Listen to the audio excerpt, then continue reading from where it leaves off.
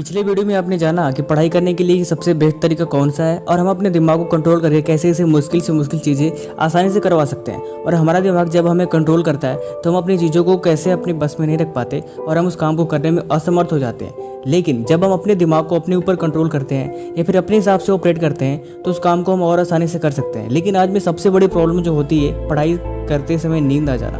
इसका सोल्यूशन देने के लिए मैंने काफ़ी इसमें डीप रिसर्च करी है और उसके साथ साथ ये आपके लिए इतनी बेहतर होने वाली है कि आपको इसे देखना जरूरी होगा और आप इस वीडियो को एंड तक देखिए ताकि आप इस चीज़ को समझ सकें कि आपके दिमाग में जब पढ़ाई करते समय या फिर कोई भी मुश्किल काम करते समय नींद क्यों हो जाती है। लेकिन स्पेशली बात मैं सिर्फ पढ़ाई करूँगा क्योंकि पढ़ाई करते समय नींद आना एक स्वाभाविक बात है। लेकिन इससे पहले हम आपको ये बता दें कि हम अपने दिमाग को कैसे कंट्रोल करते हैं वैसे वो आपके हिसाब से डील करते हैं। और आपको ये भी पता है कि हम जैसा सोते हैं हमारी सेल वैसा डील करती है। मैंने पिछली वीडियो में आपसे ये बोला था कि इस पॉइंट को आप हाईलाइट कर लें क्योंकि ये आपके लिए बहुत बेहतर है। अब एक मजेदार बात बताऊँ, कभी ऐसा हुआ है कि मैं जानता हूँ कि मूवी देखते समय भी नींद का आना स्वाभाविक है क्योंकि बहुत सारे लोग ऐसे होते हैं कि मूवी देखते हुए नींद आ जाती है। लेकिन क्या आपको ऐसा हुआ है कभी हॉरर मूवी देखते हुए या फिर कोई कॉमेडी मूवी देखते हुए आपको नींद आई हो? ऐसा कभी नहीं होता है। इससे हम क्या जान सकते हैं? इसका मतलब ये है कि हमारा दिमाग जब किसी मनोरंजन वाले मूड में होता है या फिर जब कोई सस्पेंस वाला चीज़ हम अपने साथ हो रहे होते हैं या फिर रिलेट कर रहे होते हैं तो उस कंडीशन में हमें नींद आना या फिर थकावट आना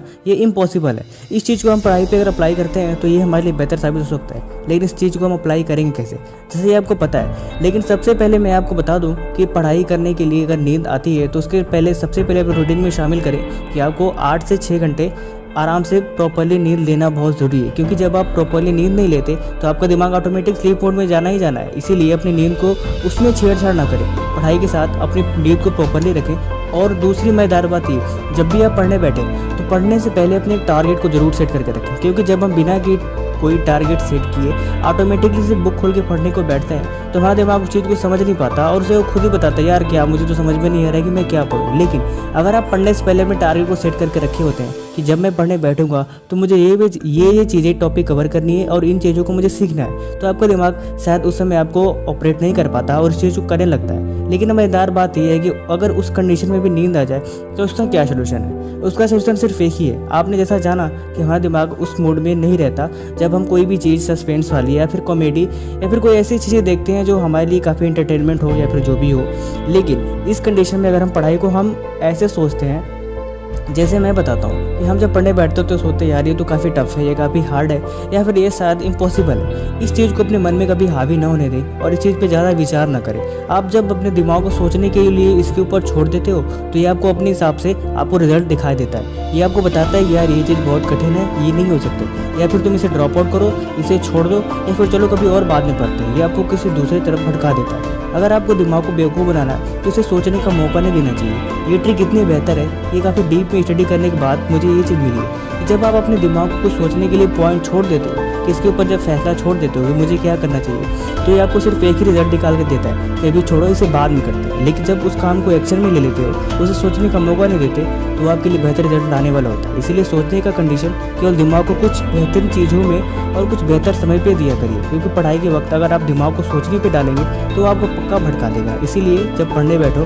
तो पहले से ही कोई गोल सेट करके रखे हो तो, और 1 गिलास पानी पीने की आदत डालें। क्योंकि जब हम पानी पीते हैं तो हमारा दिमाग 10% ज़्यादा एक्टिव हो जाता है और ये आपके लिए बेहतर होता है। अब बात आती है काम की। जब भी पढ़ने बैठे तो उस चीज़ को अगर हम पहले से कुछ उसके बारे में इन्फॉर्मेशन है या फिर उस टॉपिक के बारे में हमने कभी पहले पढ़ा हुआ है तो वो काम और ज़्यादा बेहतर से और अच्छे तरीके से हम कर सकते हैं। इसीलिए जब भी पढ़ने बैठे तो आगे वाले पीरियड में हमें क्या पढ़ना है उसके बारे में थोड़ी सी इन्फॉर्मेशन ले लें। क्योंकि जब आप ऐसा करेंगे तो अगली बार उसे पढ़ने में आपके लिए काफ़ी बेहतर होगी और आप उस चीज़ को अच्छे से समझ पाएंगे। बाकी ये चीज़ें अगर आपको समझ में आ गई हो तो ये आपके लिए बहुत बेहतर बात है। और पढ़ते समय नींद का आना स्वाभाविक है, लेकिन हम अपने दिमाग को जब सोचने नहीं देंगे, उस पर कोई काम नहीं करने देंगे, तो आपके लिए बेहतर से बेहतर परफॉर्मेंस करेगा और आपके लिए बेहतर रिजल्ट ला के देगा। और जब भी पढ़ने बैठे फ़ोन या फिर और भी डिस्ट्रैक्ट करने वाली चीज़ों को अपने पास दूर रखें। अब कई बार ऐसा होता है कि बच्चे जब पढ़ने बैठते हैं तो उनकी मम्मी पापा या फिर घर में कोई भी बुला देता है जिससे वो डिस्ट्रैक्ट हो जाते हैं। लेकिन कंसंट्रेशन एक ऐसी चीज़ है, अपने दिमाग को शांत करना, मेडिटेशन करना, तो रोज़ थोड़ा बहुत योगा करना, ये एक अच्छी हैबिट में से है। इन्हें अपने रूटीन में ज़रूर शामिल करना चाहिए।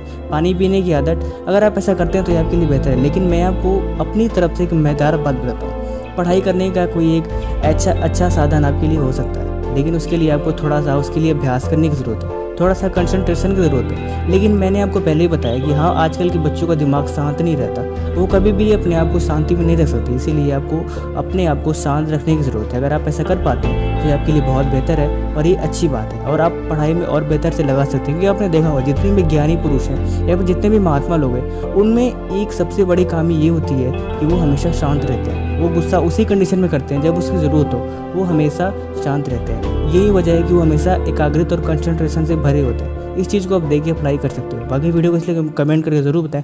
Thank you so much.